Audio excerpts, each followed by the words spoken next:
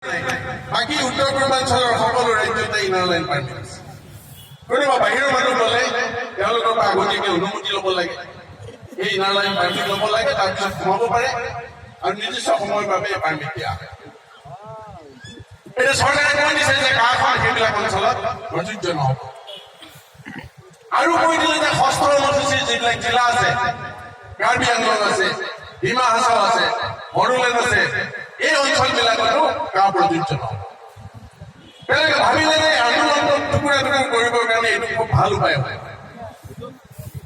কিন্তু তেওঁলোকে ভবাই নাই, তেওঁলোকে ভাবি আছে যে তেওঁলোক পণ্ডিত, ৰাইজবিলাক মূৰ্খ, ভাৰতবৰ্ষৰ নাগৰিকবোৰ মূৰ্খ। নাগৰিকে কৈ দিলে উত্তৰ পূৰ্বাঞ্চলৰ সকলো ৰাজ্যই যে এই ধৰণৰ টুপি আমাক দিবি নালাগে, আমাৰ ইয়াত কা প্ৰযোজ্য নহলেও অসমত কা প্ৰযোজ্য হবলৈ আমি নিদিওঁ। কাৰণ অসম ধ্বংস হলে উত্তৰ পূৰ্বাঞ্চল ধ্বংস হব। 7খন ৰাজ্যই একেলগে চিঞৰিছে, আজিও তাত আন্দোলন চলি আছে।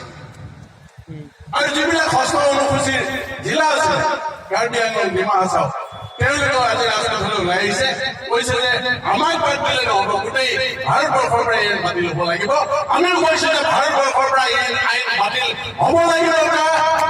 আৰু যেতিয়ালৈকে বাতিল নহব তেতিয়ালৈকে অসম চলিব, উত্তৰ পূৰ্বাঞ্চল চলিব। কেনেকৈ হব নোৱাৰো আমি? অসমত আন্দোলন আৰম্ভ হৈছিল কটন কলেজ বিশ্ববিদ্যালয়, কটন বিশ্ববিদ্যালয়, গুৱাহাটী বিশ্ববিদ্যালয়ৰ ছাত্ৰ ছাত্ৰীসকলে এইবাৰ আৰম্ভ কৰিছে প্ৰথমতে।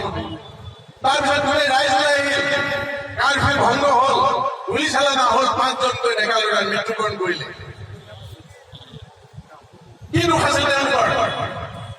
তেওঁলোকে কাৰ কাৰণে যুঁজিছিলে, মাত মাতিছিল? গোটেই অসমবাসী মানুহৰ কাৰণে মাত মাতিছিল। গুলী খাবলগীয়া